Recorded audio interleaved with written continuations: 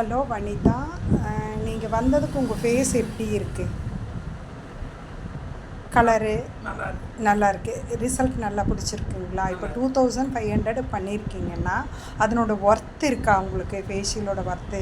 இப்போ நீங்கள் கருப்பாக வந்தீங்க, 10 வயசு கம்மியாகும். நீங்கள் அந்த க்ரீம் கரெக்டாக ஃபாலோ பண்ணிக்கோங்க. நான் சொன்ன ஃப்ரூட்டும் ஜூஸும் சாப்பிட்ருங்க. சாப்பிட்டு கரெக்டாக 15வது நாள் வந்துட்டிங்கன்னா கருப்புன்னு யாருமே உங்களை சொல்ல மாட்டாங்க. லோ ப்ரெஷரோ டென்ஷனோ உங்களுக்கு இருக்குது. அதை டென்ஷன் கோவத்தை கொஞ்சம் அவாய்ட் பண்ணிடணும். ஏன்னா இந்த லைன் இருக்குது பார்த்தீங்களா, அது வந்து டென்ஷன் ஆனால் தான் அது கருப்பு. அது எங்களால் சரி பண்ண முடியாது. நீங்கள் தான் மைண்டை கண்ட்ரோல் பண்ணிக்கணும். கோபம் வராமல், டென்ஷன் ஆகாமல் ப்ளட் லெவலை ஃபாலோ பண்ணிக்கோங்க. ப்ளட்டு கம்மியாக இருக்குது. ப்ளட் லெவல் ஃபாலோ பண்ணிவிட்டு ஹெல்த்தியாக இருங்க.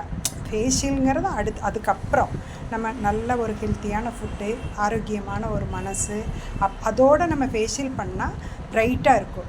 இப்போ உங்களோட ஏஜ் எத்தனை? 35. இப்போ இது ஃபஸ்ட்டு ஃபேஷியல் பண்ணியிருக்கோம். உங்களோட ஏஜ் 35.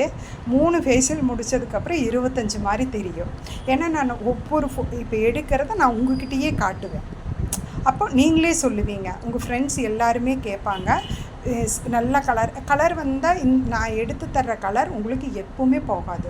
12 இயர்ஸ் வரை, அதாவது 7 லேயர் வந்து பீல் ஆகிற வரை, அந்த டெட் செல் ரிமூவ் ஆகிற வரை இந்த கலர் வந்து அப்படியே இருக்கும்.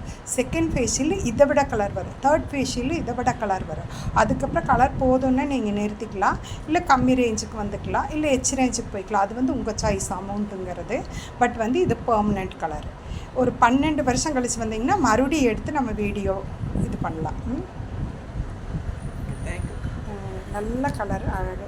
Okay, thank you Vanitha.